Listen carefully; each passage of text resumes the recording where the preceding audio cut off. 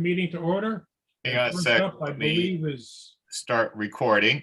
okay, Recording in progress. all right. First up is Andrew B. Hello, I'm Andrew Black. I live 358 River Drive, North Hadley. I don't know if it's looking for permission or trying to figure out the steps to take for an in-laws addition on my current home, which I plan on being in for forever, as far as I know. I have a mother who's in Hatfield. I'd like to house here for the rest of her life and take care of her. And basically, I understand the bylaws. They don't want dwellings that are not attached to become in-laws apartments. So what I'm proposing is these two structures, which would be my house and my outbuilding, that exists now, I would connect with a garage and use all of the utilities from my house. So the heating, the water, sewer connection, all the same power, nothing. It's not going to be a separate dwelling whatsoever. It'll be just an extension basically of this home. And I have about 900 square feet, which I believe is the max you can do. It's a 30 by 30 space. Which I'd like to make into a single bedroom, just a fairly large in-law space. And I'm trying to connect it. I have plans made and I submitted to the building department. I want to connect it just with a roof line. So you would walk out of one house into the garage and then be into the apartment at that point. So there is the connector portion, which is the garage. So you'll have a completely enclosed connection between the two buildings.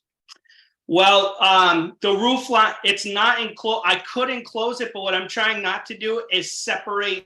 I like my neighbors. I don't want them to feel like I'm walling them off.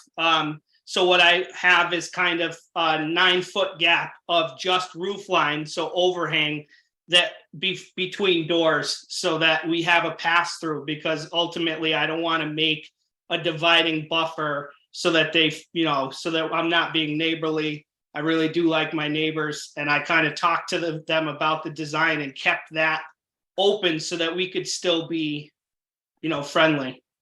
I understand what you're trying to do, but the bylaw says it can't be a detached structure, and a roof line is hardly separating them from as a detached structure. So you said going to be 90 feet, you said? No, 900 square feet is the space. Well, how far between the buildings? Oh, it's 35 or 6 feet total, and 30 of it I was going to do the connecting garage. So right now that 900 square feet is kind of a garage, and I'm going to convert that and then attach between the two with a garage. That's how I would attach them. Okay, I mean, technically you need to have, they have to be attached, and attached to the planning board, the way we view it needs to be an enclosed structure. Okay. So that if you had an enclosed structure between the two buildings, all you're gonna do is apply for the special permit for the accessory apartment, and you should be all set. Okay, so if I make my open design enclosed, even if it had like a large, say, slider in it, so that I could still see between, out. Oh yeah, you like a big sliding door? Yeah. No, that's fine. Okay. We have approved one which is basically connected by a breezeway. Right. A 3-season room or something, but it is a definite connection. It Okay. doesn't have to be a habitable area as much as it needs to be enclosed, and it needs to look like part of the building. That's basically what it's gonna look like. Okay. You meet all setbacks? The setbacks, I do meet, the existing, what the farmhouse is now is closer than today's bylaws. But from my understanding, as long as I stay within that same setback that the house is pre-existing in, that I'd be okay, is what I thought I interpreted. You can't make it more non-conforming. Yeah, so I'd be conforming to what the house is currently. Yeah, okay, you should not have a problem. Okay. So I guess my next question is what do I have to go to the zoning board for this? No, the planning board is the issuing authority of the accessory apartment. Okay, What you'll need to get, I mean, I'm assuming you're gonna have some kind of a drawings of all of this stuff to get the building permits.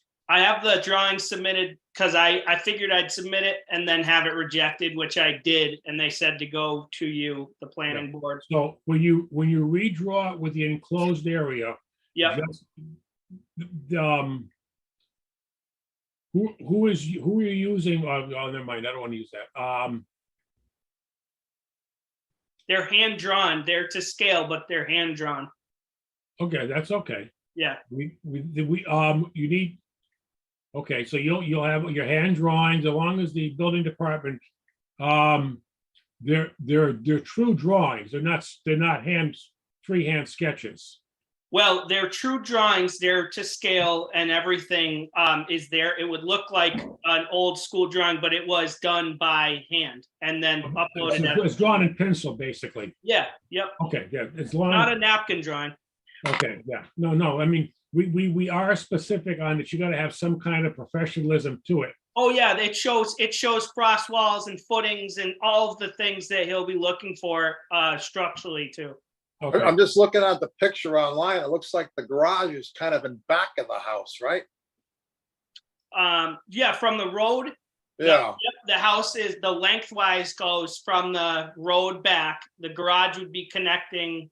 The outbuilding that shows the in-laws is existing structure. okay. so those drawings should be okay. And specify on, kind of overdraw on your drawings, if you would, how big the accessory apartment will be, specify that. A lot of the details are right in the zoning bylaw. If you Yep, follow those drawings or those requirements, yep. and you should be okay. And we have a if you Board of Health, email planning. What's the email, Bill? planning@hadleyma.org. Okay. It's on our website. Right. Okay, I'll look it up. Thanks. yep, you've got to check with the Board of Health too, Yeah. Yeah, you got- so I have a septic plan that was brand new a year ago. So I have the print and it shows the amount of bedrooms it was designed for. And this single bedroom would cap off what it was designed for. Okay, So it's within that. so you're doing all the drawings yourself? No, I have a friend helping me with them. Okay, Yeah, I'm awful, not good. Well, as long as they are satisfactory to the building department, I think that's the important thing for the detailed drawings. Yeah, I did, the same person helped me with the last sketch I did for another small addition when I first purchased the home, and Tommy was happy with them. okay. Is that the old Tudor home? Do you know? Kokoski House, Kokoski house. yeah. Before Or that, I it think was, It might have been Mahoney and then Kokoski, but yeah, Steve Kokoski, who passed away. and the Del Molinos were in there for a while. Yep, I know. Actually, it's funny. I met John on a job, and we were talking about where I lived, and he said, "I think you live in my old house."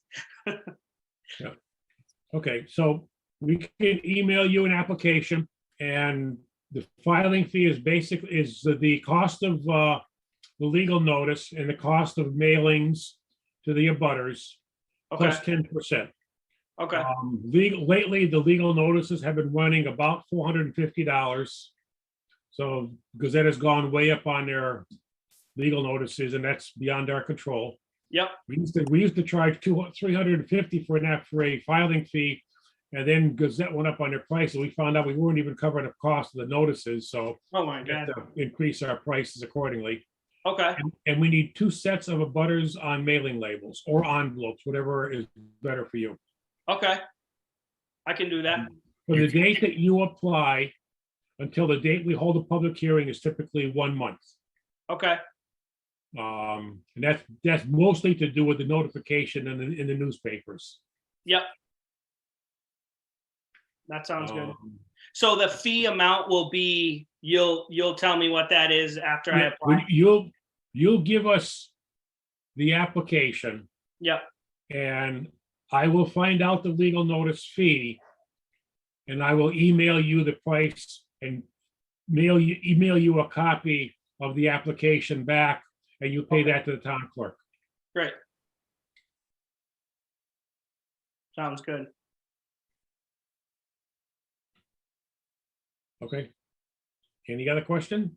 I think that's it for me. Okay. Next up was Tom Corbett.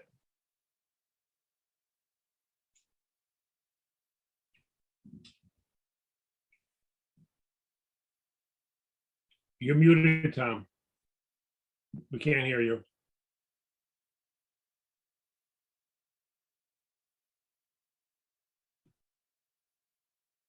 That's happened a few times lately, Tom, where people have unmuted. We still can't hear. You may have to sign off and sign back in.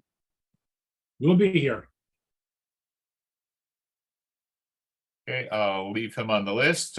Next up is Kishore Parmar. Hello. I sent some plans, but unfortunately they were later in some just preliminary plans. I sent them later in the day regarding a project that we might pursue down at 41 Russell Street, which is the Village Barn Shops, for over 55 housing projects, roughly 30 units. I've come to the board just to get kind of a idea or feeling regarding which direction we should go to. One of the things is that it's a single standing building, 3 stories, similar in dimensions to the Hampton Inn and also the town place that we have proposed down at 237 Russell Street.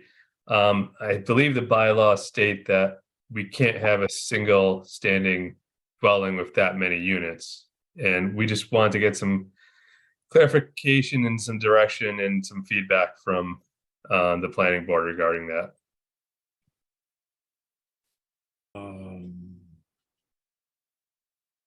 Let's take a look at our bylaws and see what we say.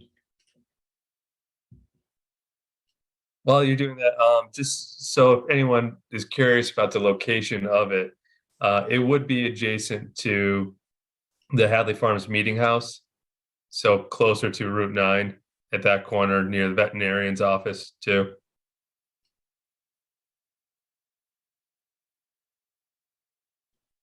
So this would be a new building. Correct. It would be a new structure. We would have to probably demo a lot of the shop buildings that are there. It is in a floodplain, so our comp storage is something that we would have to work on and figure out those numbers, which we have done very preliminary. We're familiar with the site, so we know what we have and what we need to get rid of to get something new. Wasn't there a food store right there? They would, yeah, they're there. We could relocate them to another one of the shops that would be still there. Yeah. Okay. What's happening now is that the commercial market's kind of very difficult to attract tenants, especially for some reason that side of Hadley, as opposed to the mall side of Hadley. We've had a couple of tenants. One of our major tenants has left. Another major tenant has already indicated they're probably not going to renew their lease because they're looking to buy their own building, which I feel like a lot of people are doing nowadays. A lot of even smaller to medium-sized businesses are looking to own their property as opposed to lease their property. Maybe that'll change, but it hasn't in the past couple of years. So it would appear that as the bylaw currently reads, the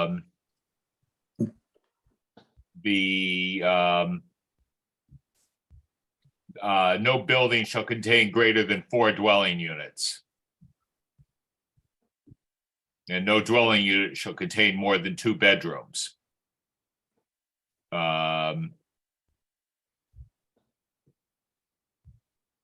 So, yeah, that would not work as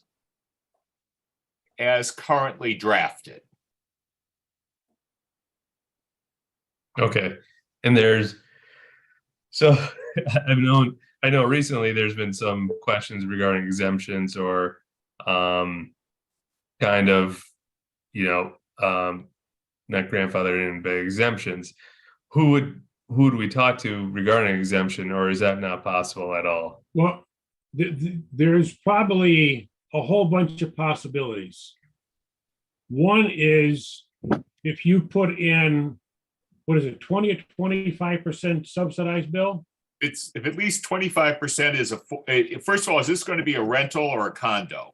It will be over 55 rental apartment. Rental, okay. Yeah. So as long as you have at least 25% of the units restricted affordable, then you would be eligible to apply for a friendly 40B. There are some people on the meeting tonight who have just tried that route. It didn't get them where they wanted to be. But that is an option. We will be talking about some zoning options a little later on tonight that might have some benefit. It's called 40R, I think it is. So we're definitely looking at ways to create housing options for people in Hadley. So that's why I said it just as when we initially adopted senior housing, everybody we talked to at the time had a model kind of like what Barry Roberts has put in at East Street Commons with basically a garden apartments type layout. So talking about the larger scale one, it's not unlike what we have over at I forgot what the current name is, but the senior housing across from Stop and Shop in Winfield Senior Housing. That sounds like it's about the same scale as what you're proposing. Correct. The issues right now, and it's going to be continuing issues, is it's the cost of construction of building, townhouses or individual units as opposed to, and the land issue of just finding available land on Route 9 or along Route 9 to develop something.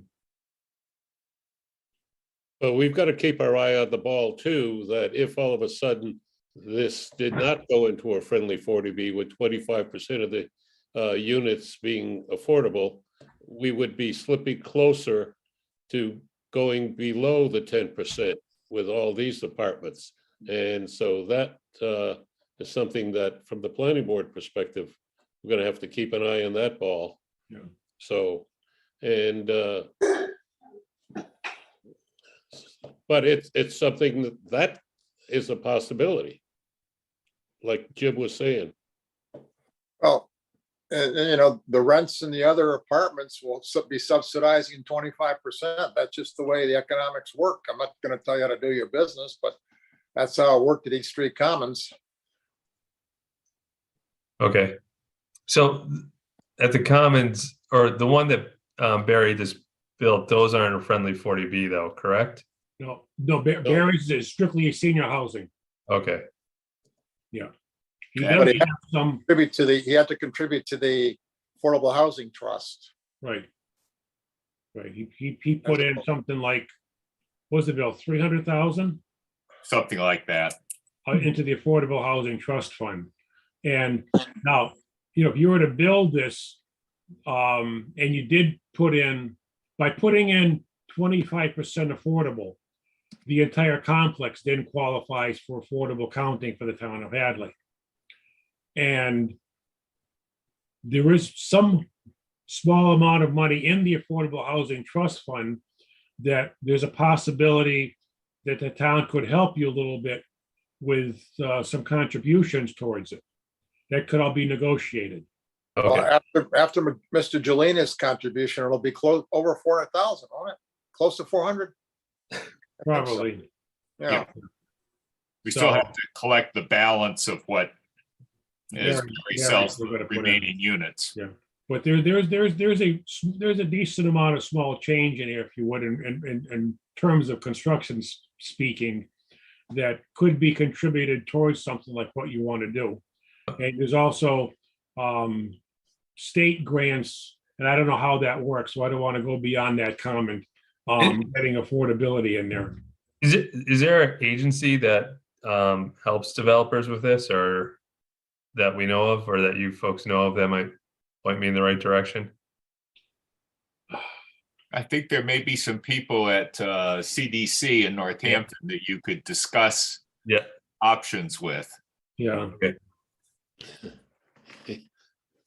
Maybe competitors. All right. All So working to the same goal. Mr. Palmer, how long has this idea been fermenting?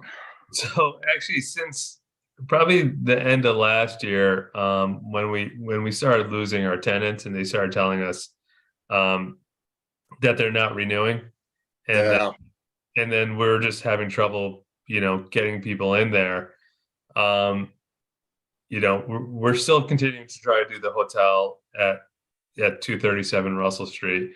The idea was thrown in, maybe we'll eventually do another hotel at 41 Russell Street, but we don't want to do that. We don't want to saturate the market too fast, too soon without some type of growth, though. So we're looking for Well, another solution. well, land is becoming at a premium, so I think, we're at a dearth of housing, and over 55 is certainly worth the look, I think. Yeah. I mean, like I said, we have to go up. We can't go this way. Yeah, and that's what we're finding. We thought it was going to be a good fit. It's a kind of at that side of the opposite side of Hadley. We have the land, we have the parking. The location's pretty decent too for access. So the biggest hiccup we're finding is that the bylaw stating regarding how many dwellings could be in one structure at a time. So that's what we're probably going to need to work on and find some type of solution regarding that. Did you have a question or something about the other property? You sent two attachments with your email. No, just the other property, just the concept of what it would be looking like if we did do it, would be similar to kind of similar materials and facade that we're doing at the 237 Russell Street for the Marriott building. How's that one coming along? Construction cost has gone up about 8 to 10% in the last 6 months again. So we're kind of still plugging away. We'll get there eventually. That's ridiculous. That is insane. Yeah, we thought it was going to come down. It hasn't. People are saying it will come down in the next 6 to 7 months, but who knows? Can I- We don't know. Can I quote you on that comment? No, I said other people, so I'm quoting other people. So you can quote my quote. I do want you to be aware as you are designing that we have amended our definition of height based on our experience with your other project, such that the roof line the peak of the roof line is the maximum height for the property. Okay. The hotel we approved 3 years ago or 2.5 years ago, the architects used a midpoint in the roof and called that the height.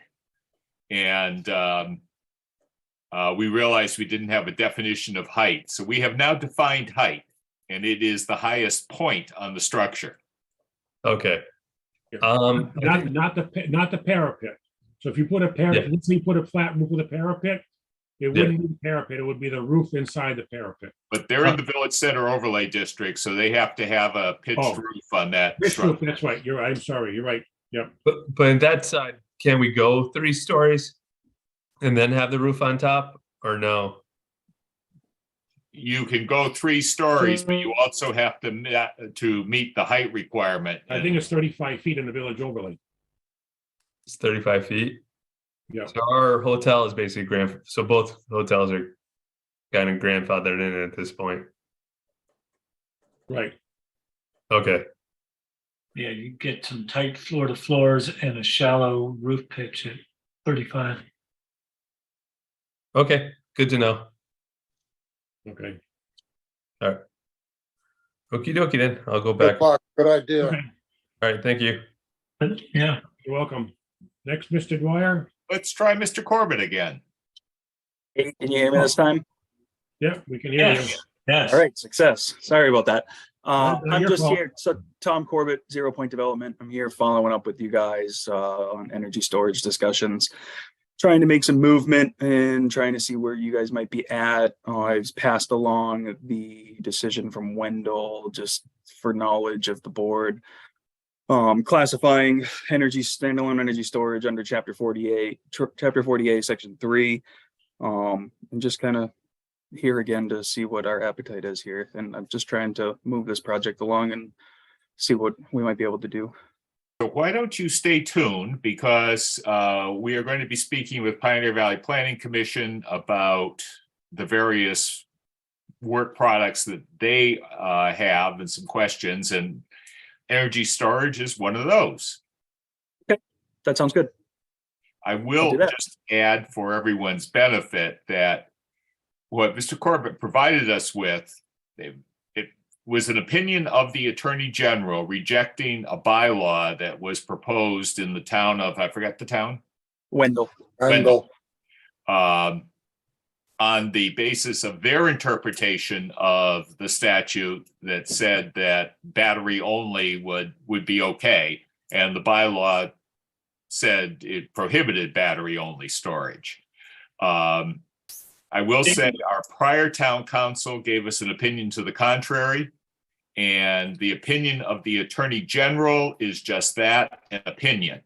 If the town chose to appeal it, contest it, they could go to court, and ultimately a court would be the final arbiter of what the law means. So at the moment, it is not binding on us. It is certainly illustrative of where the AG's office stands. Mr. Dwyer, Mr. Dunn. was I wrong to interpret what Tom sent us as, maybe I misread it, but I thought that the Attorney General was rejecting that they didn't allow it anywhere in town. But if we do allow it in a zone, for example, industrial, then I would think that we are not as vulnerable as Wendell was. I am not sure. I didn't read it from that perspective, because certainly the project before us is in the agricultural residential district. Yeah. And I was reading it more as a broad rejection of the concept of prohibiting battery storage, but certainly could take another look at it. But again, it is, it reflects an opinion. It is not binding, but the only way to really get an answer is to go to court. And I don't think anyone wants to do that right now, but why don't you hang on and we'll see what Pioneer Valley Planning Commission has to say. Next up, Mr. Dwyer. I'm assuming that the Konechny without a first name is together with Mr. Corbett. Jesse Breckelbaum was the next one in.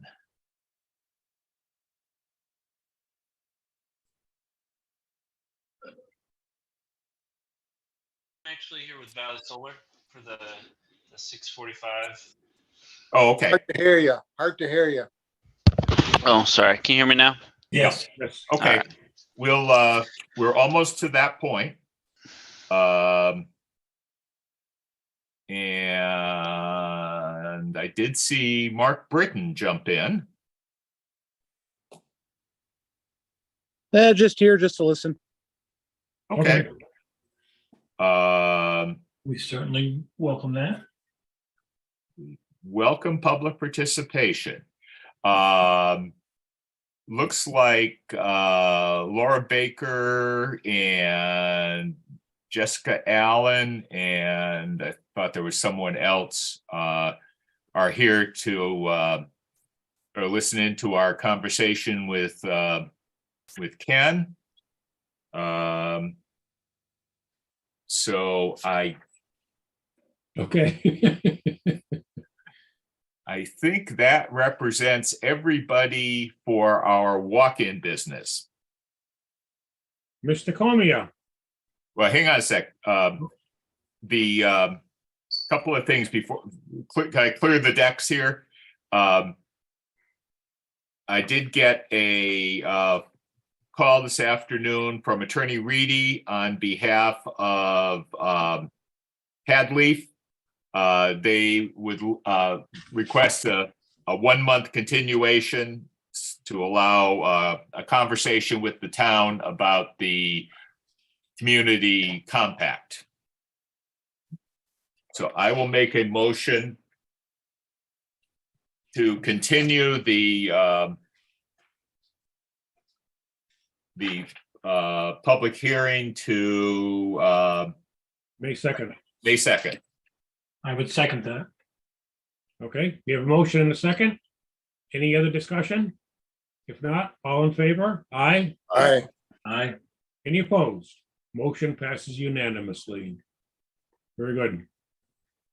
And I don't know, before we start talking with Ken, if you want to just take a quick minute, we have the administrative review of the small scale ground mounted solar at 425 River Drive. Oh, yeah. Get that out of the way. Okay, that was pretty much what Mr. Dwyer said. That has been noticed to the appropriate town departments, and I have not received a comment back. Have you received anything? I have not received anything. Okay, no comments, neither for nor against it. Mostly, if anybody's really concerned, they're gonna say something about it. So let me just run through the requirements. the checklist. Hang on, I apologize for the noise. I forgot to print it before the meeting started. Oh, Masters.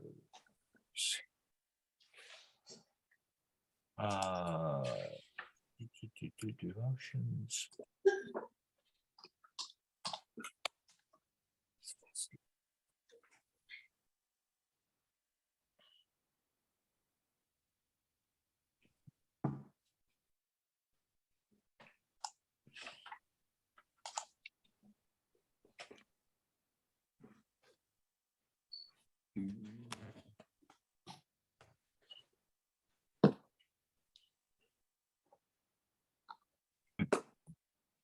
You'll have to tell your printer that it is muted. Well, I have to tell Word that it would be helpful if it would just print itself here. Hang on a sec. Finally showed. Sorry, I joined late. What was the address of the first gentleman with the apartment? 358 River Drive. Thank you.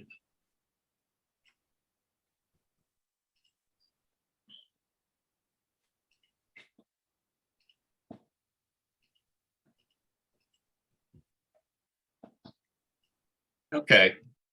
So this is 425 River Drive. And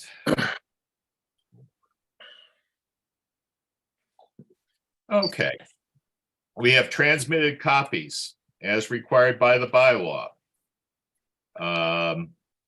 no replies.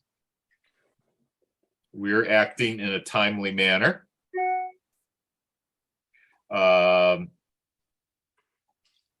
Seems to be a suitable development. No reason to disapprove it. No need for any specific conditions.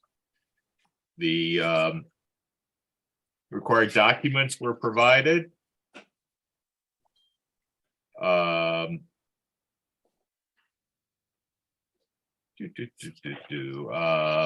Yeah, all the required documents were provided.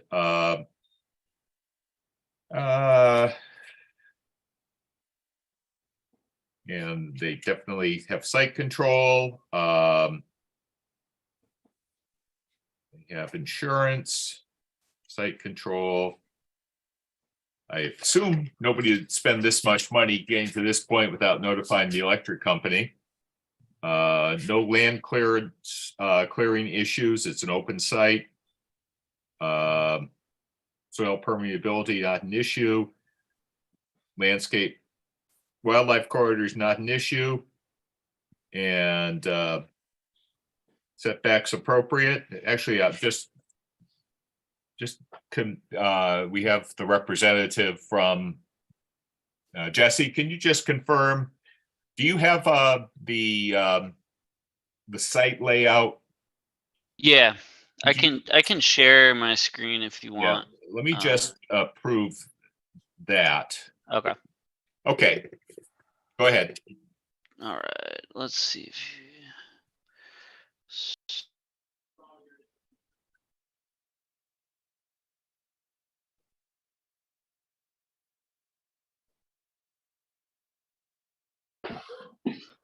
Okay. Yeah, so that the setbacks are 50 feet from the nearest property line, and setback 100 feet from Route 47, a designated scenic byway, and or behind the principal structure. So it's both. So it satisfies all of the requirements of the administrative review checklist. Great.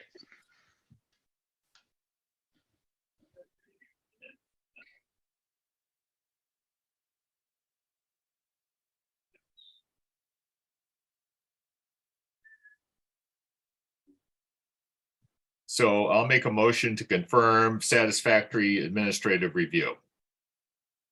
Second. Motion and a second. Any other discussion? Hearing none, all in favor? Aye. Aye. Aye. Any opposed? Motion passes unanimously. Very good. There's no appeal period on this, Jesse, so you could go right down to the building permit. Go to the building inspector or the electrical inspector tomorrow and get your permits. So, Okay, great. Thank you very much. okay, good luck. Thank you. All right, now, Mr. Comian.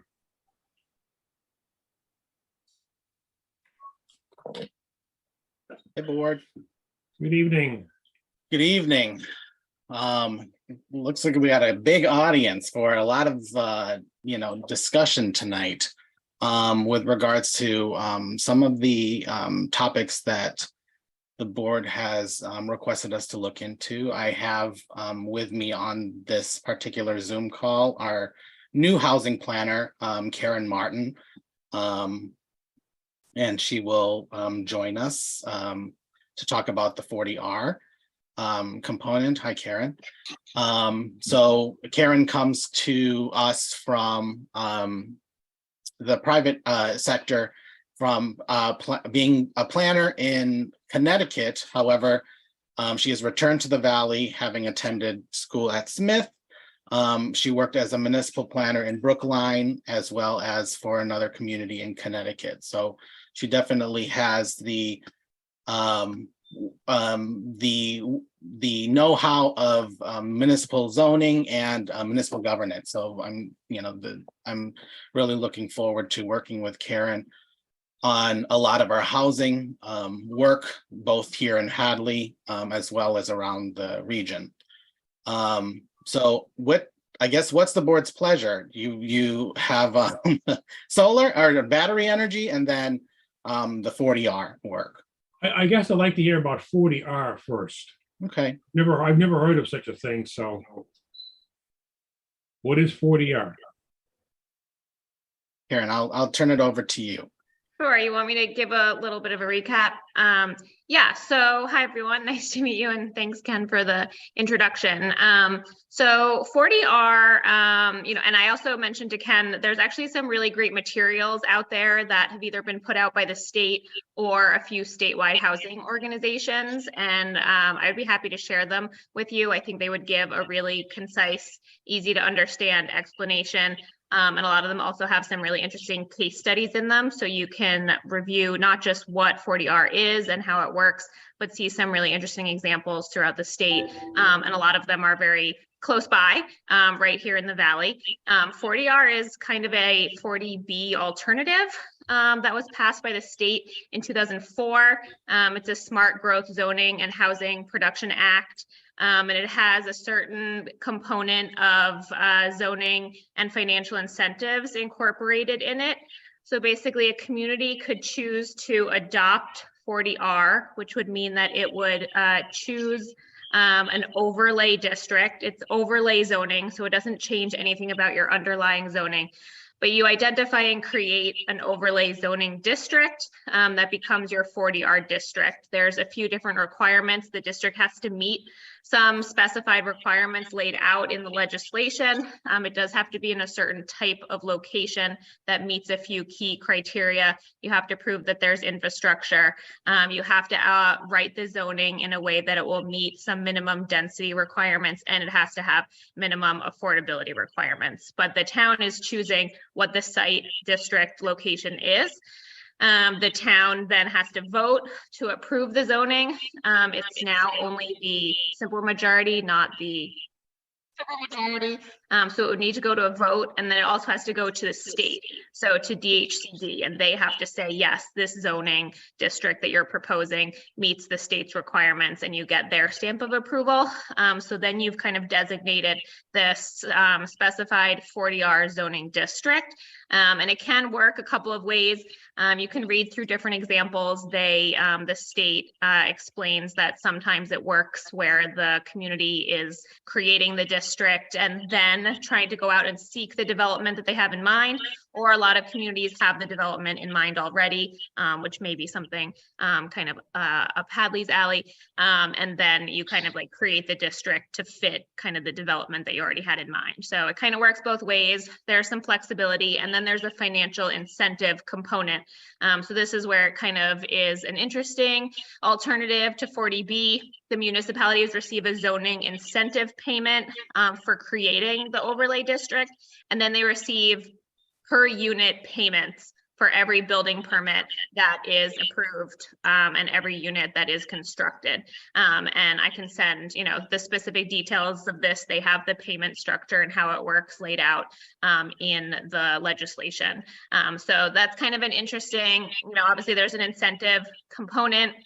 The idea is that the communities have a little bit more control over this, but it's very, it's rather defined, and it has this incentive component, which is obviously appealing to communities, and they're allowed to use the funding in any way that they wish. So as I mentioned, that's kind of a brief overview.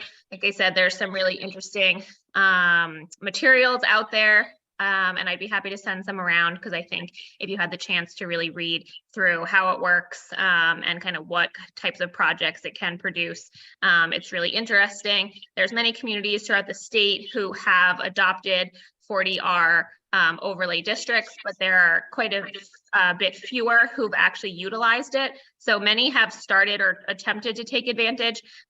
There are not as many completed and finished projects, but there still are many. You may know that Northampton has 2. They've started with 1 and have then even added additional. And other communities, you can kind of see them on a map and read a lot of the examples and kind of see what types of projects have been created. So I'd be happy to, send around some of this information. If it's something that you're interested in, I can definitely, kind of have some background information going, some preliminary discussions, anything that you all would be interested in learning. Okay, please do. Ken has all of our email addresses and Yes. my email address. I can be the hub to send it along to anyone Okay. else who wants to see it. Okay, Can- yeah. Can the 40R be building specific? In Cover what one way? Building, just cover one building.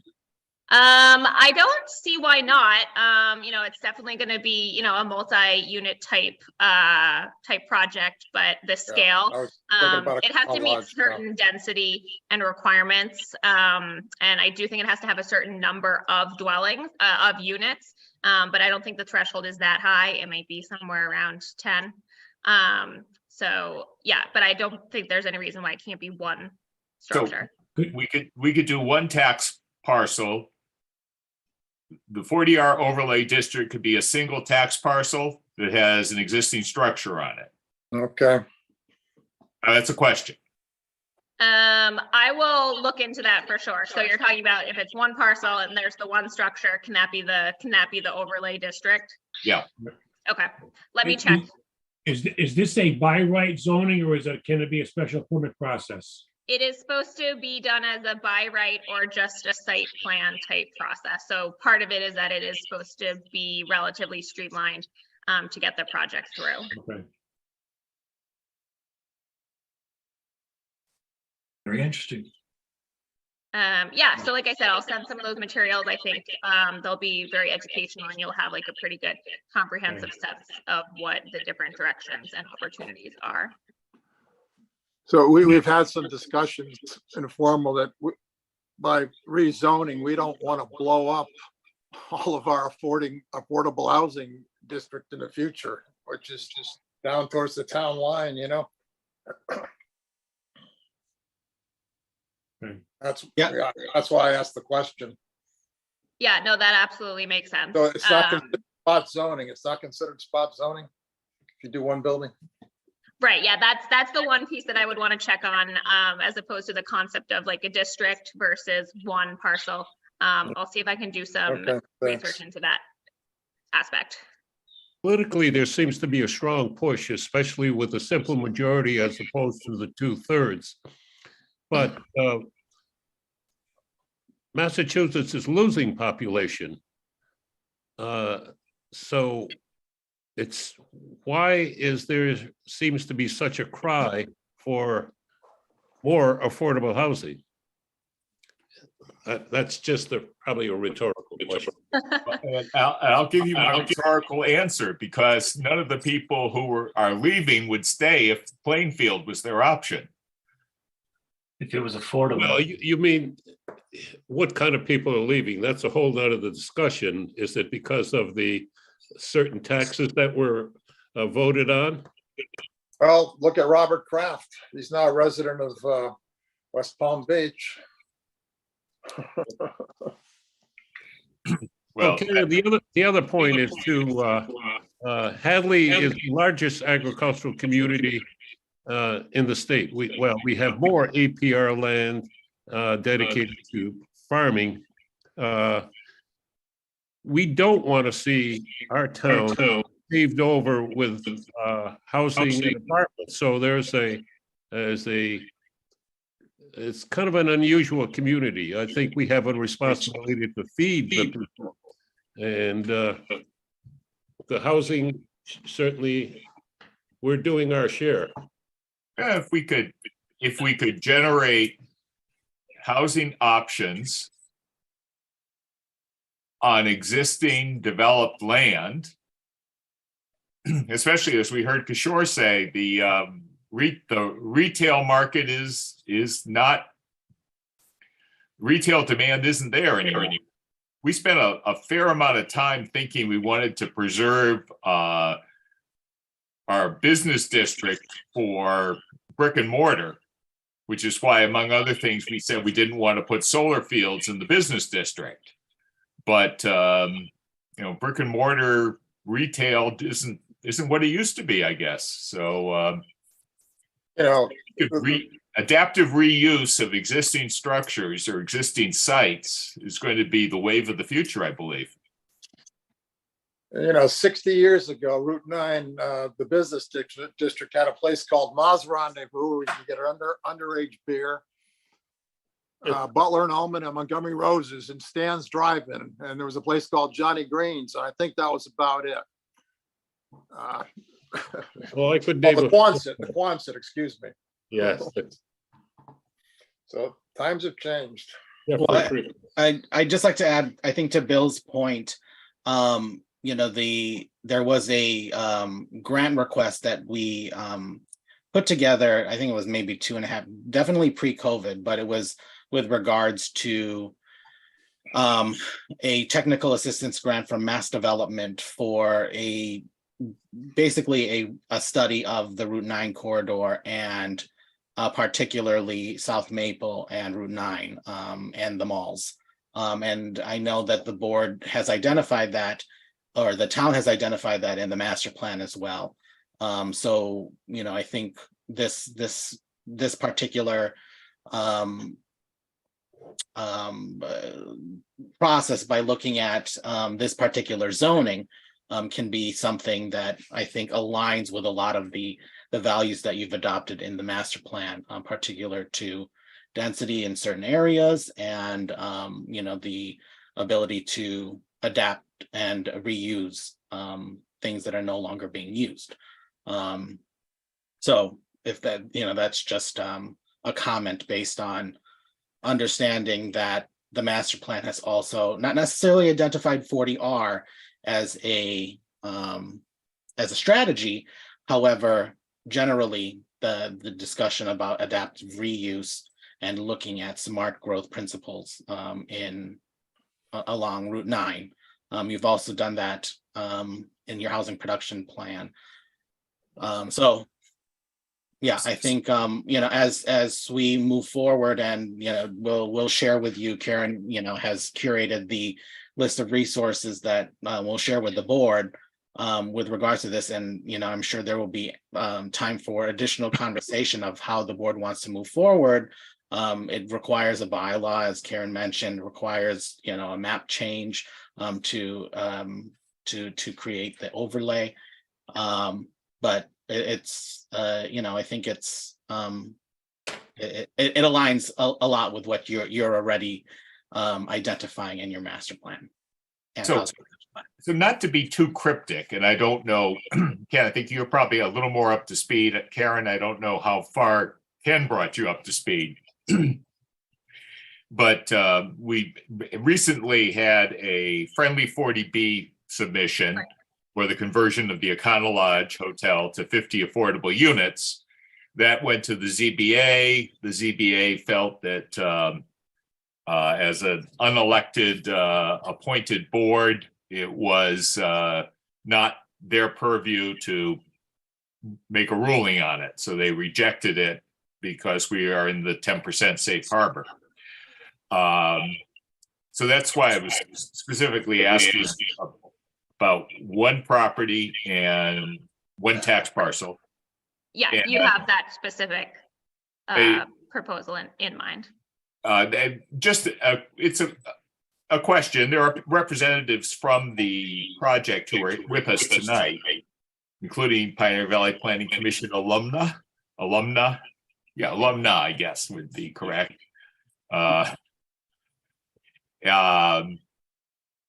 So we have, we're interested in seeing whether there's another approach. Another avenue, yeah. But you better watch it, Bill. Alumna could be considered a microaggression. Well, the Romans were very aggressive in their day, and Right. I believe I'm making a joke. if I remember my Latin 1 and Latin 2 with Fred Olivier, that is the proper gendering of the term. Alumnus. Oh, my gosh. Did Fred Olivier teach Latin? I thought it was You're really dating us, Mr. Dwyer.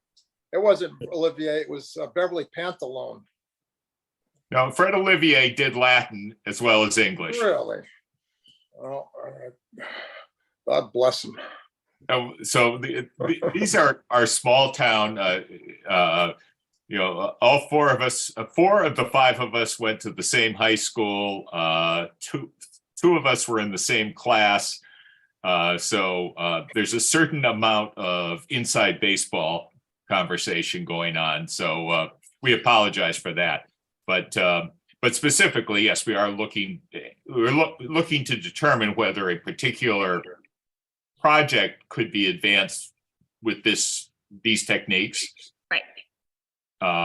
But we also are interested in it on a larger scale about Just generally, yeah. if we had to do 2 tax parcels, the adjoining tax parcel is make it work, about yeah. 20 acres by itself, an existing mall. Okay, I'll scope the regulations for any type of specifications on that or any examples or anything like that. You mentioned that it was the 40R was You're adopted in on. 2004, Mm-hmm. and there's not been a bunch of communities that have implemented it yet, or No, there are communities who have implemented and completed project, but there's okay. also a lot of communities that have passed the zoning portion of it and never pursued the projects got it, themselves. got it. Yeah. Thanks. Laura Baker. I just had a question about timing. In your experience, Ken and Karen, if a community wanted to pursue a 40R district from kind of the idea stage to being fully implemented, going through town meeting, going through DHCD, what kind of timeline would that take? I probably can't speak from experience because in my time at PVPC and working with another Massachusetts municipality, those 40R wasn't explored. I know as Bill introduced her as PVPC alumna, Jess worked at when I know that she has experience in creating the 40R districts and here in East Hampton where I live. So maybe she can attest to what that experience may look like if the board wants to hear that. Up to the board's discretion. Happy to provide information if you'd like. I would like to hear. Sure. So when I was at PVPC, I worked with other PVP staff and a number of communities to draft the 40R model bylaw. So we took the regulations and we put the model bylaw together, and we were working with the planners from Westfield, East Hampton, Ludlow, and Holyoke, I believe. And so we took the municipal information, we looked at the regulations, we came up with a model bylaw. I presume that model bylaw is still accessible and can be utilized by PVPC. It kind of hits all of the regulations that are key.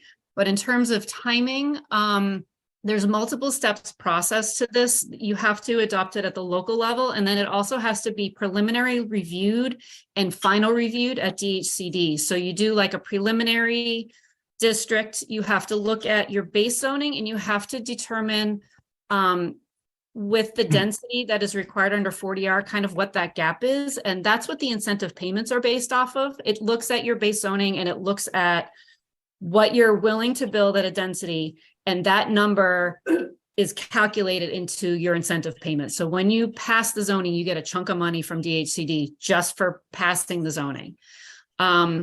So after it goes through that preliminary review, you have to do a district plan. You have to look at the base zoning versus what you're proposing. You have to provide them an analysis of that. You have to identify parcels that are underutilized. You have to identify parcels that are vacant and can be developed. So there's a lot of like analysis. Again, PVPC can do all of this using their GIS systems, that they have the staff capacity to be able to do that on behalf of the town, I would believe. And then once you come up with where your district is and what parcels you want to identify, it goes to the state level for preliminary review. They can take up to 2 months with that review, I think. And then it comes back to the town. You take the DHCD comments, you kind of hash out what they're saying. Does it make sense for you? Do you want to change this? There's also design guidelines that are part of this as well. The whole idea is that it's kind of like a carrot and stick approach, in that the municipality, what they get out of it is money, and they get the ability to have a project look like what they want it to look like. For the developer, we get a streamlined permitting path that is not a special permit that cannot be denied. So it gives comfort to the developer knowing that they have a permitting path that's straightforward, and it gives comfort to the municipality that they can have a project look like what they want it to look like. So it's supposed to be able to be beneficial to both parties in this transaction, essentially. Yeah, go ahead. Well, several years back, there was a proposed expansion of the over 55 overlay district to go north of where it currently is, and it failed at town meeting because it didn't get the 2/3 vote. Would this 40R apply to something like that, or could it? Well, it sounds like from Karen, she indicated that you do not need to have a 2/3 vote for this, that the zoning laws. Yeah, but would changed the just 40, because of would the the change in 40R the apply zoning to laws. expansion of the over 55 overlay district? It would be a different thing. So the 40R is kind of like an optional zoning district. So as a developer, I can either choose to go under the base zoning, or I could choose to go under the 40R. Okay. It's optional. It's not like it's a floodplain overlay where you have to abide by the base zoning and whatever the overlay is. It's optional to the developer if they want to utilize it or not. What isn't good about a developer pursuing this avenue? Oh, we love it. 40R is great for affordable housing developers because it gives us that clear permitting path. When we go through a permitting path that's a special permit, it's discretionary. So there's a chance that we've put a lot of time, energy, money, community outreach, a lot of work into a project, and it gets denied.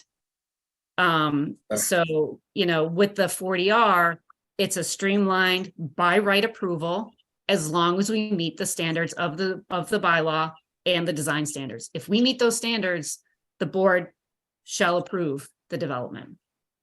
And so Valley's completed several 40R developments in Northampton, and they always send us that direction because they want to receive money from the state for the development. So I believe it's $3,000 per unit. So something like the Econo Lodge with 50 units at the time that you issued a building permit for it could generate $150,000 of unencumbered discretionary funds for the town. So that's the carrot part for the municipality also, to have a district like this, is it generates revenue. So does a 40R allow the planning board or the town to put certain requirements on the overlay, the development? Remember, we're talking about the Econo Lodge being over 55 or have the residents, blah, blah, blah. Does the 40R bypass that? I'll answer that the 40R bylaw has to meet the state standards. And so it's going to address more things like density, uses, parking, that sort of stuff. It really is thought of to be a standalone zoning, like everything that you would have in your base zoning, you essentially end up having in your 40R zoning. And so I don't think you'd have to go back and look at the bylaw, the model bylaw, but I think there may even be language in there that does not allow the age restriction. I cannot remember. So I think that's a question for Karen to dig into for.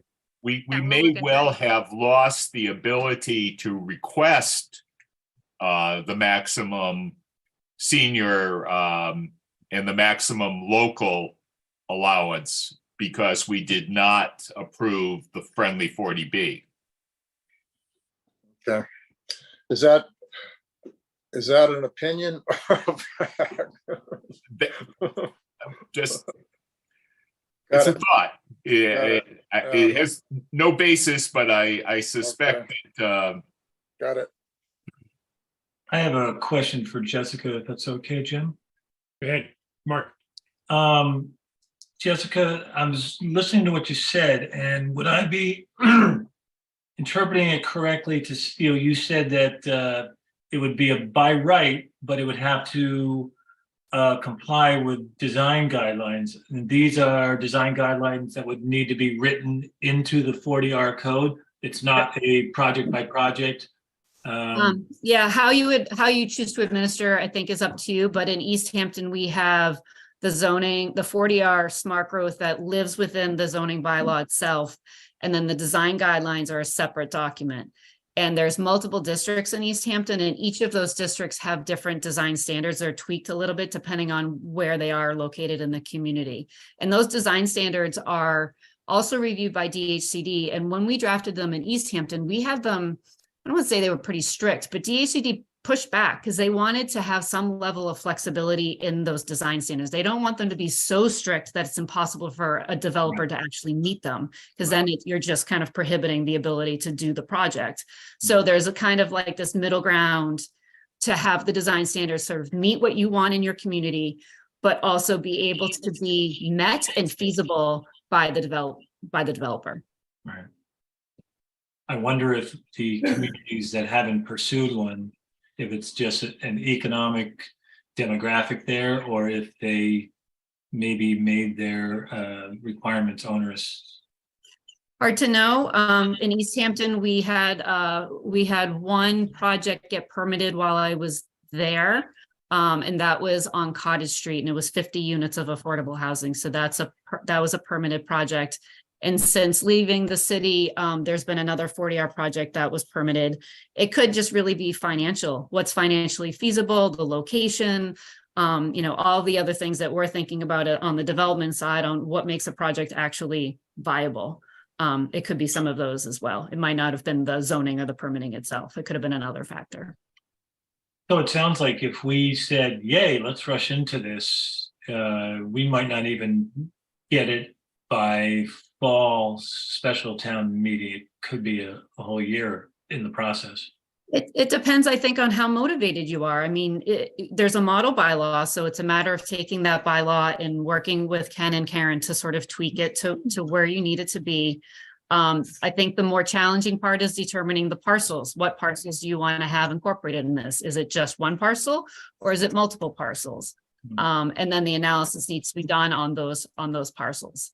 So I think that's where I think it may end up taking some time, depending on how long the community wants to take, is sort of that designating where you want your 40R district to be. And you can have multiple. You don't have to have just one. You can have multiple districts. You can have them have different design standards, different names, different, zoning. So it's really, having that community discussion on what makes most sense for you and what you think makes sense in terms of having a district. So based on the question that Bill asked Karen earlier, we can basically spot zone with something like this, Jessica? Exactly my question too, Jim. Yeah, do you know, Jessica? I'm not sure. My gut is no. My gut is that really the idea is that it's supposed to be kind of like thinking of a community district of where you want to see housing. Encompassing. However, that being said, there may have been some communities that have done just one parcel. They may have been quite large. They may have been like a 50-acre parcel.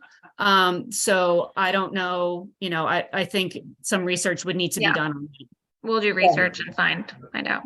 Northampton has a 40R district that's 1/2 acre parcel, but they already had a larger district in another place, and they kind of were able to tag along another. They kind of expanded and added this 1/2 acre parcel, but they're not contiguous. So I've seen it happen, but I don't know that much detail about it. East Hampton, kind of the same thing. There was one district, and then there are a couple of floater parcels. They're churches that when the Catholic Church was starting to consolidate its buildings, we flagged a couple of those churches as potential 40R districts. And there's another floater that's kind of outside of everything, but it is tied to a district that's not that far away. So you can have these kind of floater parcels, but I think in general, DHCD kind of wants to see a more, district. But they don't have to be very big either. I assume those floaters are consistent with the, even though they're not contiguous there. Yes. Yeah. What do you mean by district? What do I mean by district? So, Yeah. I mean, my most of my experience is in East Hampton, so I'm sorry, that's my go-to, but that's perfectly fine. We know East Hampton. So for the district, there is the downtown district, which is Main Street, Cottage Street, Union Street. So it's like the C. So that's all one district. And then there's a couple of floaters that are attached to that. There's a traditional neighborhood village, which is a lower density, more of a townhouse style garden design district, and that is a smaller district. And then they just recently updated the highway business district. So they added a new district for right on their commercial corridor. So we started off with 2 and they've added a third over I think in this past year. Because basically Hadley has, if you would, 4 districts and 1 overlay. So Hadley has massive districts. Right. So we would have to see, how small can we divide an area down to?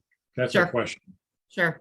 I would think that your housing production plan that you just adopted too might have some good guidance of, typically the housing production plans are going to be identifying those areas in town that you'd like to see housing development. So that could be a good blueprint for you to sort of identify, not just what we're interested in, but other places that might make sense for the community. Sorry, I can't stop being a planner in some levels. That's your job. Well, not anymore. I'm on the other side of the table, but it's hard to Okay. leave the planning mindset behind sometimes. So I think we have things to work with. We have the industrial district from Mill Valley to South Maple Street. We might do a portion of the business district from South Maple towards, say, Howard Johnson's. There'd be multiple parcels in there, and there are large parcels in there. We know from presentations we've seen that Pyramid at other properties, when they lose an anchor, are looking at putting in housing. And if there was an incentive to have it affordable, if JCPenney were to not renew its lease, I don't know who else would. Once Steigers didn't renew its lease, Hampshire Mall couldn't fill that space with a single tenant forever. So I think we have room to work with, even if some of it is aspirational. It creates an option for the mall properties that we might want to encourage. Okay. Something we have to work for sure. Thank you very much. But I guess the short answer to you, Laura, is that this probably isn't going to make Springtown meeting in May. Yeah. Yeah, that's partly why I asked the question that I kind of knew the answer to, which is that, to do it thoughtfully requires some time. And I think the larger you go with this district, the more pushback and controversy and conversation that's going to happen at town meeting. And so, there's some thinking to be done about what is going to be acceptable to the voters in your town, in conjunction with what the planning board thinks might be a good area. In as much as that the zoning board of appeals was looking for basically support from the town meeting for the Friendly 40B, is there such a thing as a straw vote at a town meeting? Non-binding straw vote. I don't know the answer to that. I think that's more of a select board question. I don't know if you can do a straw vote or a referendum vote. And I don't know that it would be binding on the ZBA. I think they have it their... wouldn't, but it would give a sense. Yeah. of what Yeah, they're we can. concerned about. Yeah, with the 40B, we have the option of reapplying, but it doesn't make a lot of sense to reapply unless the outcome is somehow going to be different. That's exactly it. But if they had a feel, well, Yeah. okay. That's an aside. Thank you, Joe. One more question, if I might. Sure. I don't remember if it was Karen or Jessica, but I thought I heard that the 40R is geared for affordable housing, that you may not be able to restrict it age-wise. Is that? I think that needs a little research. I don't remember off the top of my head. I feel like there's language in there that prohibits that, and I think there needs to be, I don't know what the DHCD regs say in regards to that, so I think Karen needs to. Yeah, we'll check anything related to age, whether it can be age restricted or whether it has to be open. Okay. And I think the other question that will come up is whether the town could have a local preference associated with a 40R district, because I know that has come up as a desire, and I'm not sure that it can be under 40R or not. This evidently looks like a great lobbying job on behalf of the builders. First of all, they've eliminated the 2/3, which has traditionally been a gospel for small towns, especially to have an open town meeting where people could have a say so. Plus, it doesn't give us the ability to tweak certain things like senior housing or 60 and over or 40B in perpetuity or so things like that. So it seems to make it difficult for us to write all the contingencies we would like to see in a development in a bylaw. Oh, that's a question for Karen. It is. If a 40R is approved and built, is there a time limit or is it in perpetuity? On the affordability restrictions? Yes. Okay. I will double check that as well. Okay. I mean, if it's time limited, it really takes a lot of the impetus for townspeople to be interested in it, because in, 30 years or whatever time frame it could be, I can't imagine the state would do that, but you never know. Yeah, my gut feeling would be that it's in perpetuity, but I will confirm. Yeah. Okay. And one last question, if I might, on that affordability, is that, what is it, the AMI, or I think that's the term, is that recalculated periodically so that if you have turnover, it's tracking the economic waves? Okay. Yeah.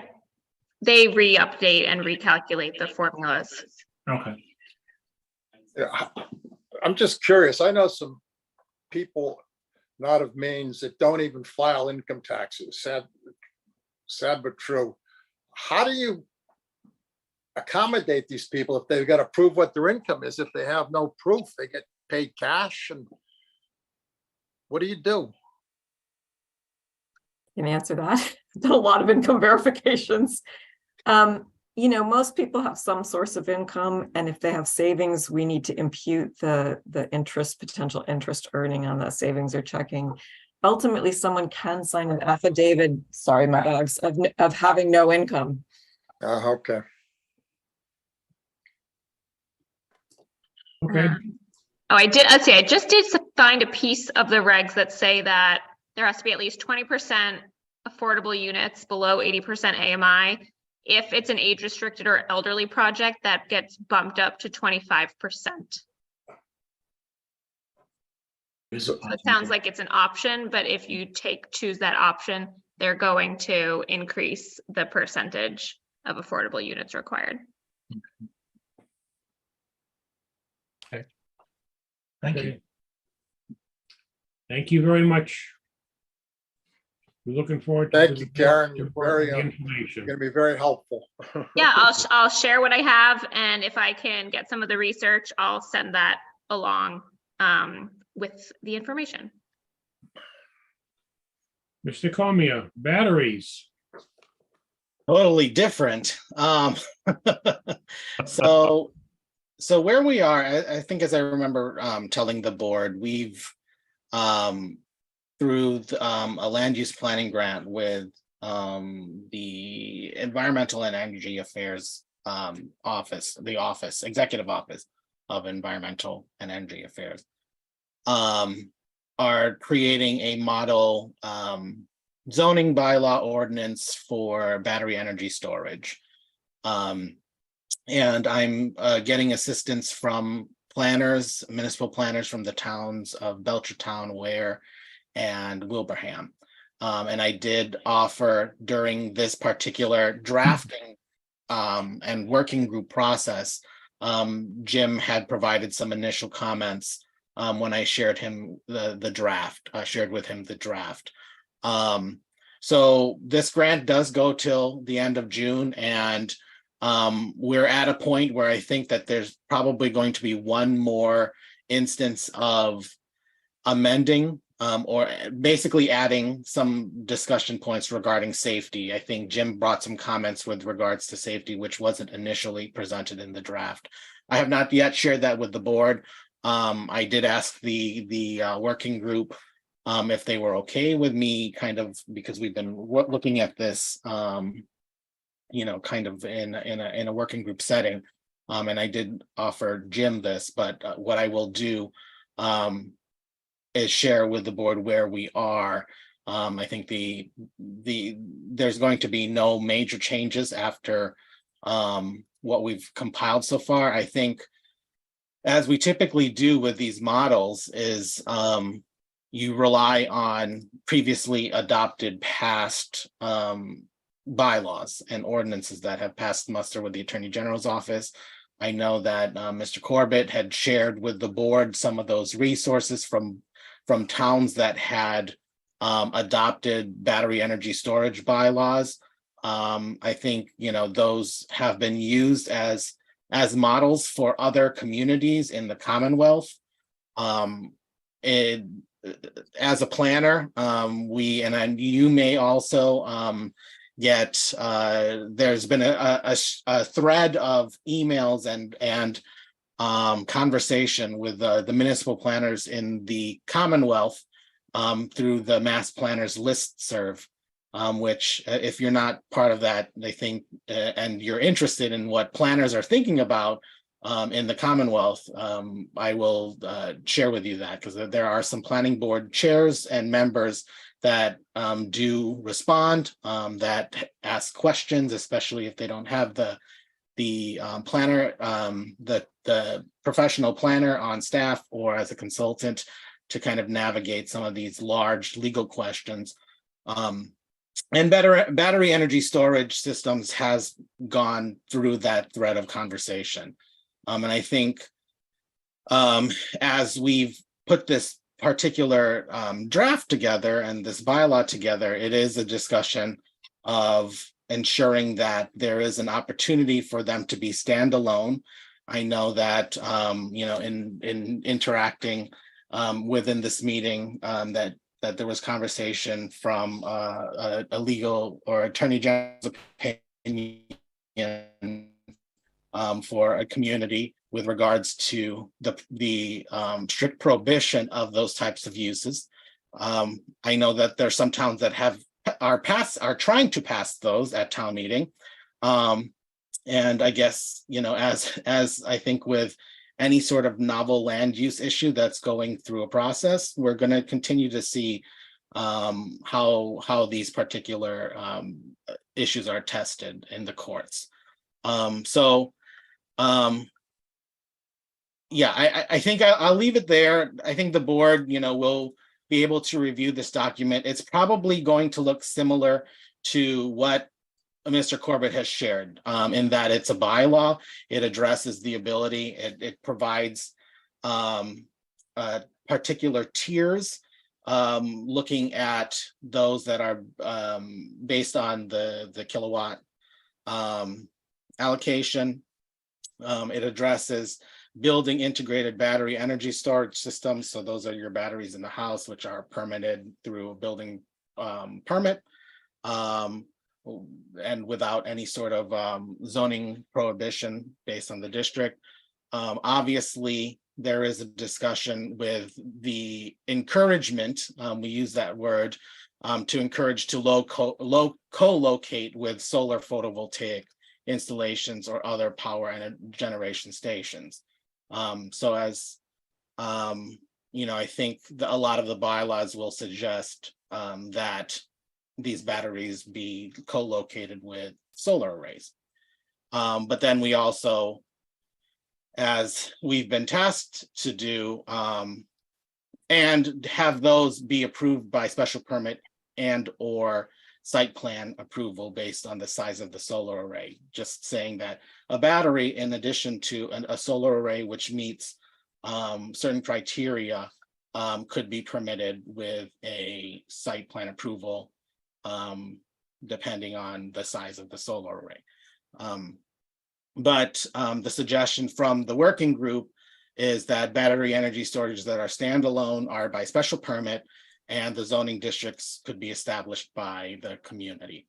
Who's the special plan group that you're referring to?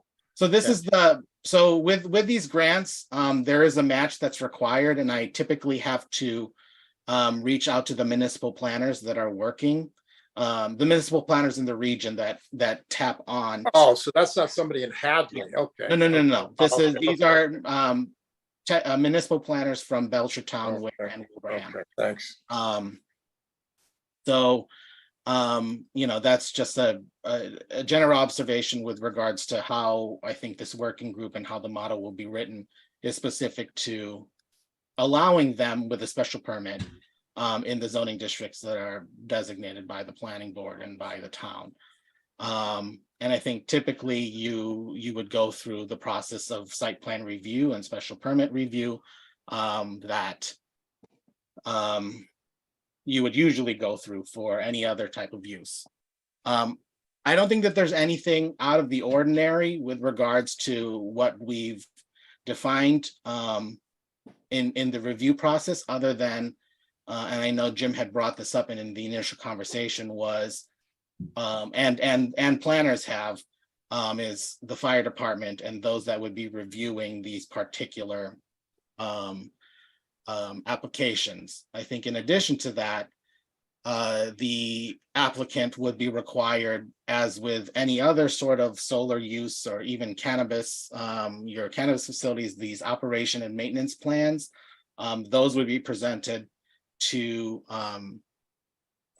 the board through the application process and for review by the town staff and by a consultant, should the applicant or should the town wish to use them in that particular review, which I always have suggested that if there is aspects of a review application that the board doesn't feel that they are quite up to speed on, that a consultant at the cost of the applicant would be responsible for that cost, could get asked for that peer review. I think typically with the particular standards, you're going to want the language regarding where they could be cited, maybe in or understanding that you don't want them cited in some of your prime farmlands and other natural areas.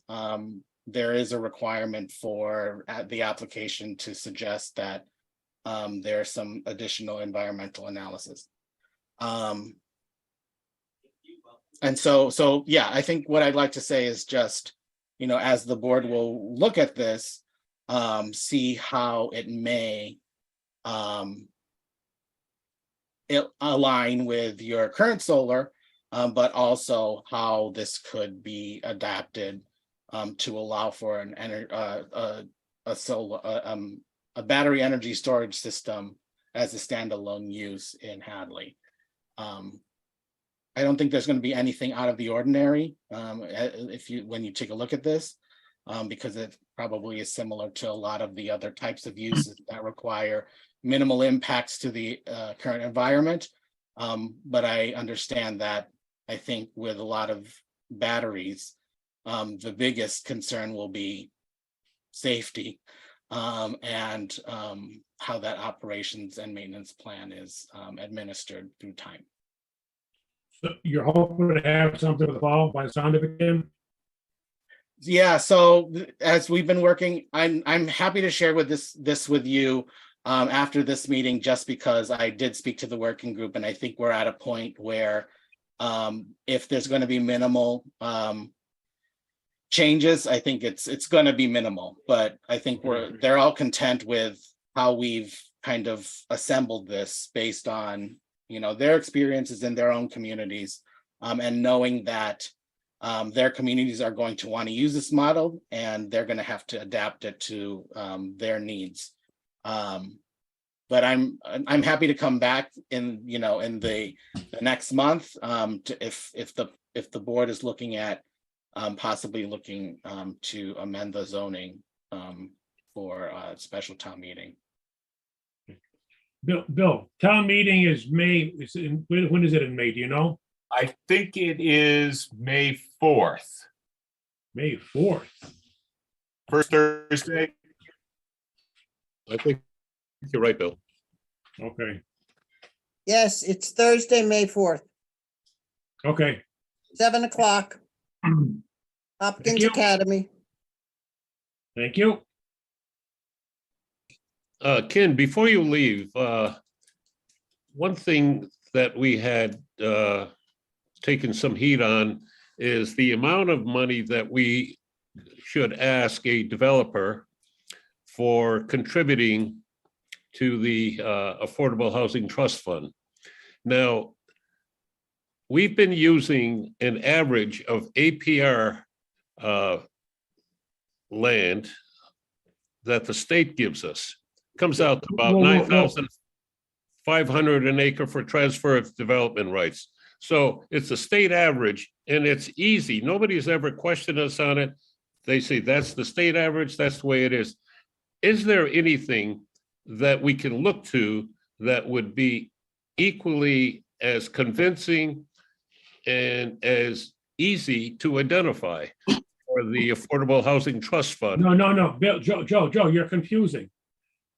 TDR money does not go into the Housing Trust Fund. No, I know that. I know it goes into parking. If you don't have enough parking, you transfer development rights. But I'm talking about the cost. How do we figure out how many acres to buy? Equivalent cost on affordable housing. Okay, is there some mechanism whereby the state can supply us with the numbers like they do for APR for transfer of development rights for lack of parking for a developer? That would make life really easy for us. You know what I'm talking about, Ken, or? You understand the question, Ken? Okay, I'll I'm explain. not sure I do. Okay, This is what we've been trying to find over the last 2 or 3 years. Ease of calculation. exactly right. Ease of calculation, and it's impossible. So what we have done in the past, let's say somebody comes in with a store, a restaurant. They do not have enough area for parking. They can buy the additional parking by buying some farmland so they don't have to comply with the 2-for-1 parking. And the way we calculate that farmland that they can buy is by a state giving us an average amount, what the APR land is worth in the state.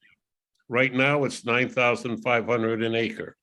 Now, is there any mechanism that the state has where we could get that kind of average and make life very simple so we don't get nailed every time we ask for some kind of money, or the developer can hoodwink us and get away with murder?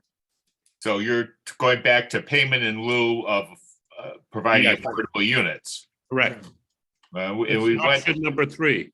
we beat that into the ground over 2.5 years, and I think if there were something simple, Ken would have pointed us to it.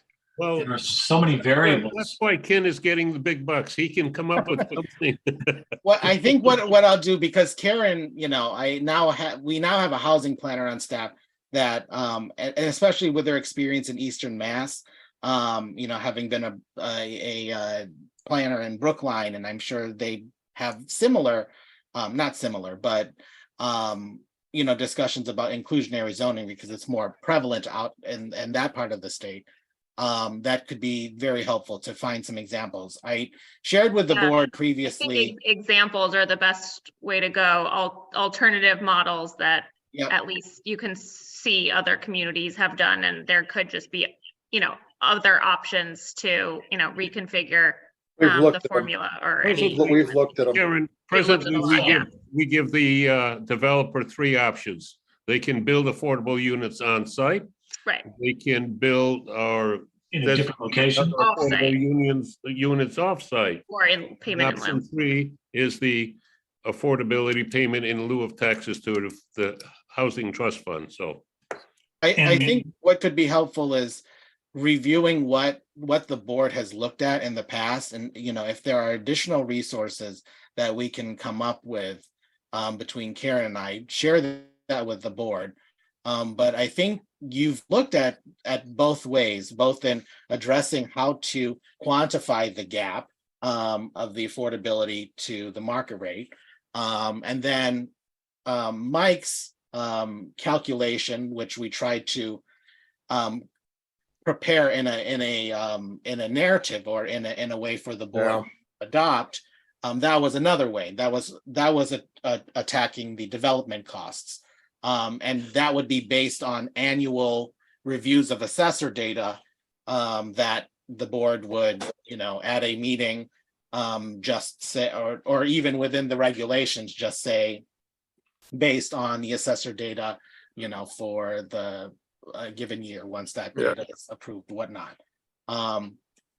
If there are other options, we'll be happy to, and the thing is, I think that this is, I'm aware of what the board has had to interact with based on, what has been presented in the newspaper for this particular issue. But yeah, I think it's and again, it's the board's purview to adopt those regulations. You don't have to take a town meeting. It doesn't need to go to the zoning bylaw. If it's not a zoning bylaw, you have to adopt it. It's coming up with something that you're comfortable in administering.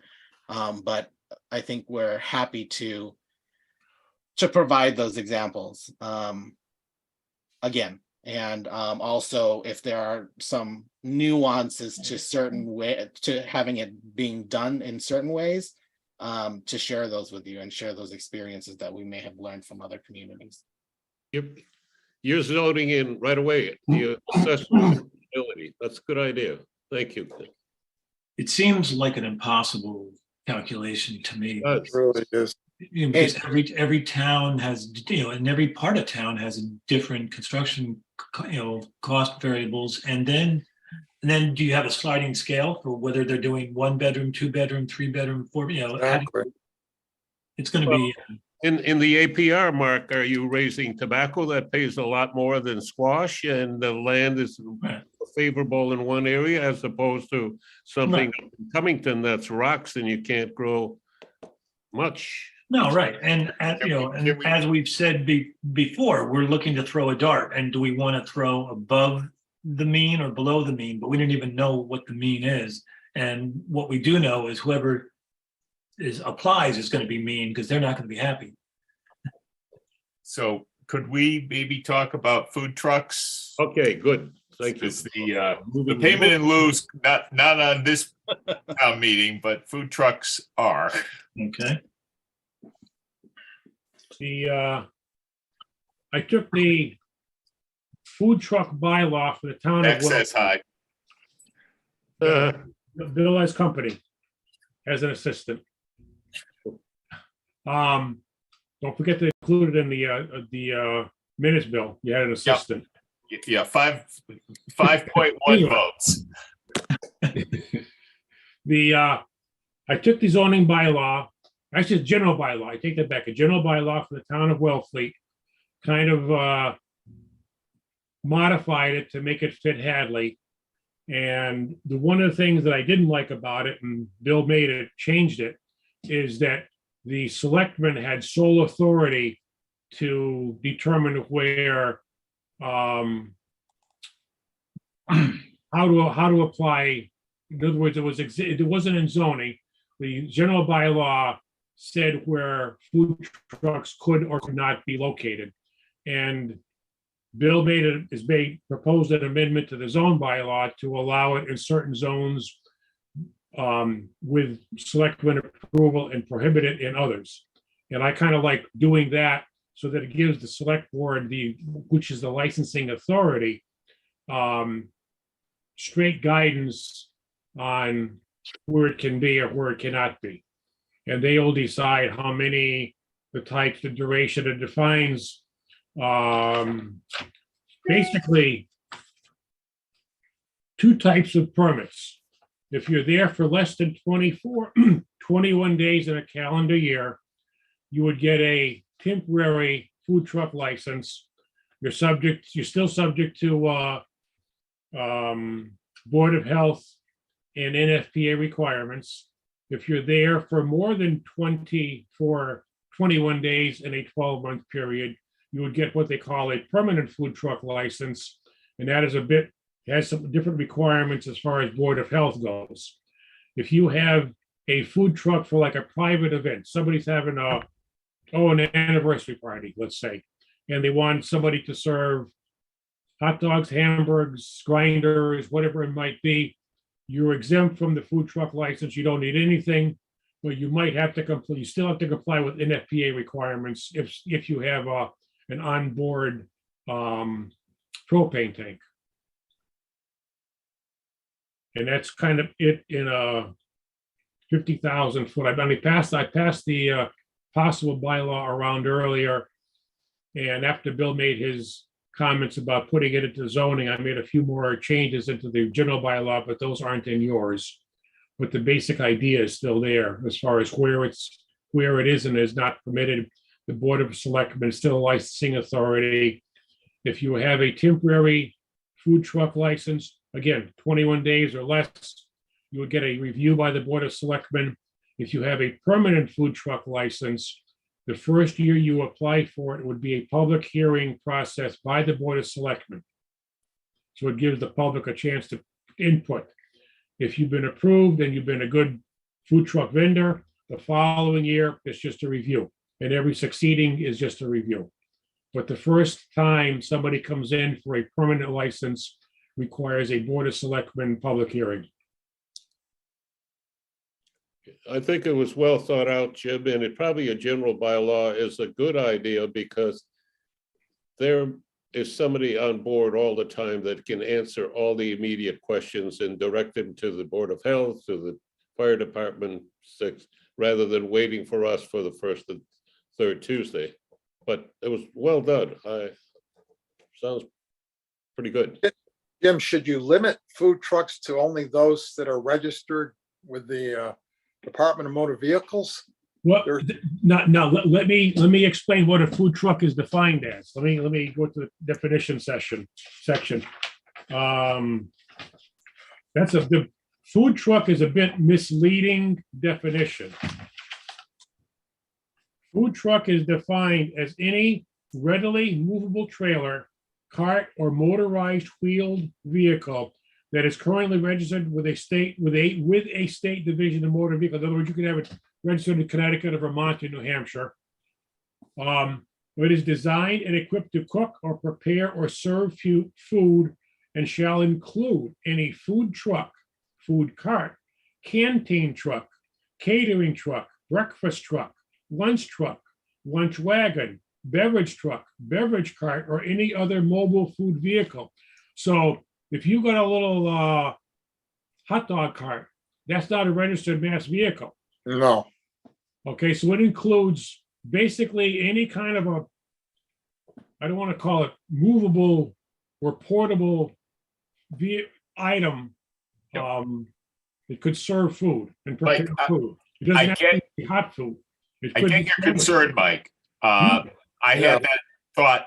My first thought was he's only talking about registered vehicles. I think it's a matter of a placement of commas, or maybe the order of a vehicle licensed, or a trailer, or a cart. Right.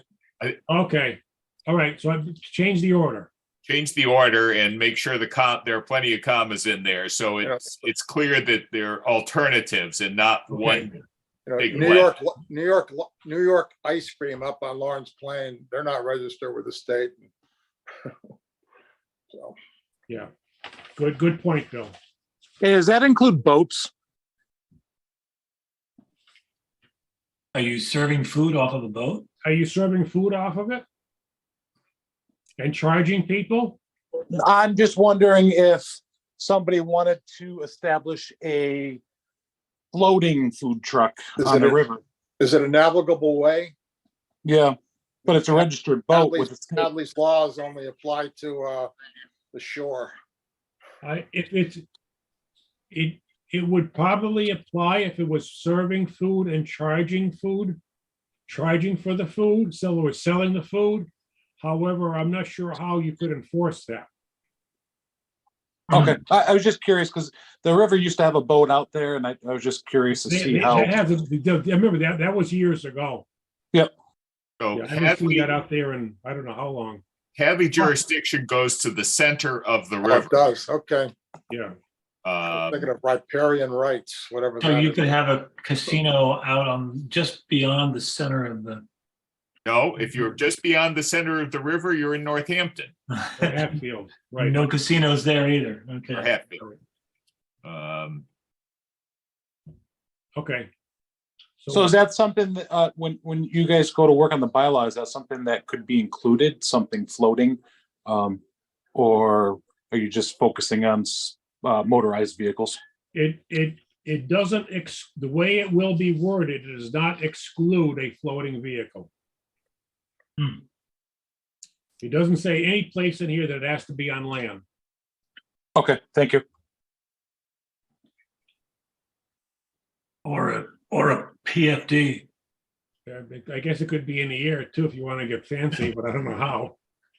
Drop it by drone. Yeah. Hey, I'm not gonna put past that somebody, but you got Uber and everybody else, you're gonna pretty soon probably having things delivered by drone. Right.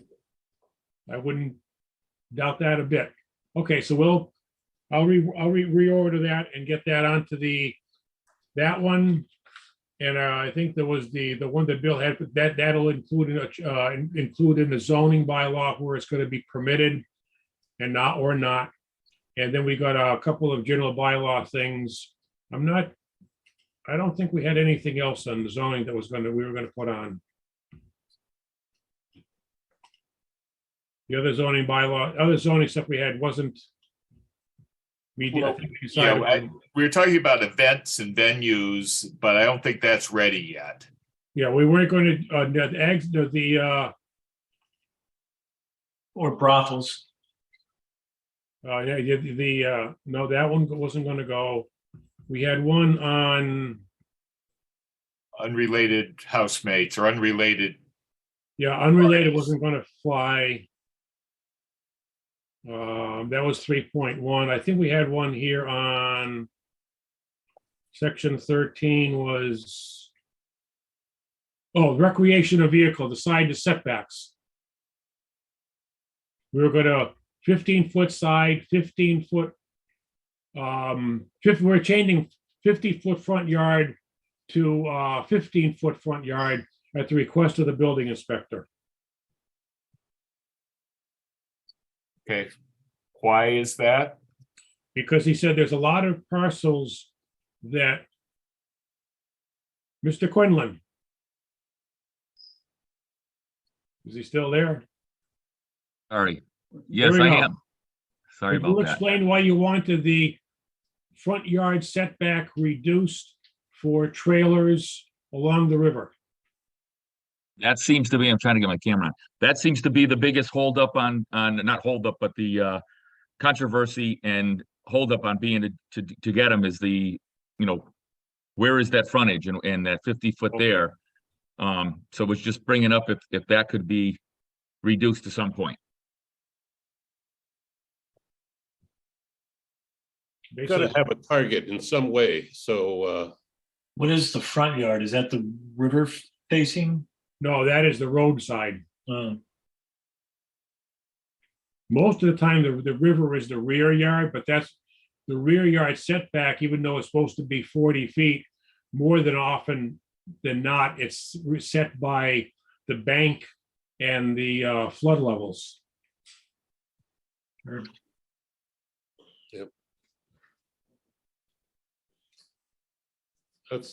That's one to think about. You're right.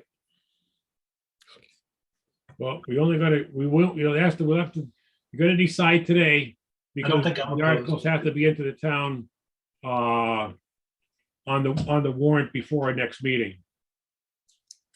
I don't think I'm opposed to 15-foot front yard for a mobile vehicle. I mean, it's not a permanent structure. Yeah.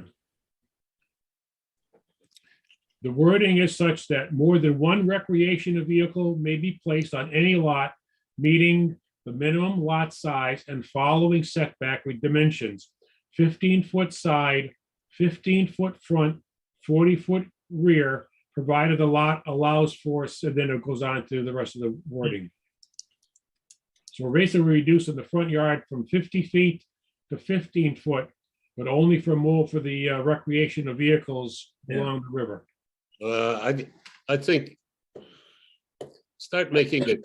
Trailer parks down there. When somebody's gonna park a recreational vehicle in residential agricultural land, and why?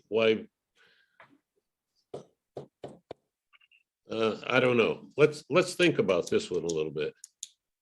Okay, so they won't make the town meeting. If you make one exception, and then people will say, well, why not this? Why not that? And I'm just saying. Yeah. We talked, this was brought up a couple of meetings ago. Okay. And we either decide tonight or we put it off because it won't make, because the article has to be in before our next meeting. Yeah, let's If put the it board off. doesn't want to Listen. propose it, that's fine. We can wait.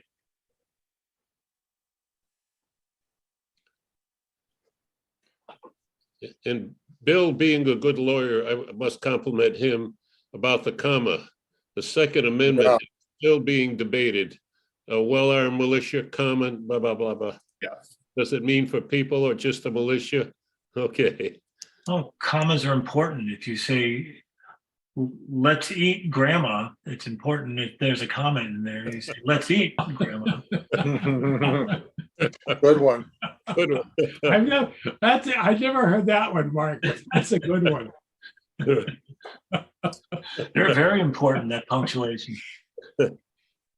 Ah, Did everybody see my Sally Worth comic? Yes. Oh, yes. okay. And you didn't use So does the board want to Photoshop wait on on the setback different changes on the RV vehicles? To put it in for this town meeting is, I would say let's wait and. Yeah, let's wait. I mean, we're almost, the season's begun already, Yeah. really. Okay. All right. So we'll need for the food truck changes, we'll need two articles. One is a general and one is a zoning. Correct. Yep. And it looks I like, will- Yeah, I will get those done. I will get those to the town administrator and I will schedule a public hearing on the zoning because we don't need one for the general. Bill, what was that correspondence you sent around about the $1,200 having been paid for a food truck? Did I miss? I looked at it quickly. Did I misread it? I did not send that. I think Jennifer did. I think Bruce Jenks may have sent that around. That's okay. It was something that he was being asked to pay $1,200 or $2,000 for a place at the Young Men's Club Marijuana Festival. And he asked the representatives of the Young Men's Club for evidence that the town was happy with them. That they have permission from the town to have food trucks there, and he copied us on that. Okay. At least that's how I recall at this point.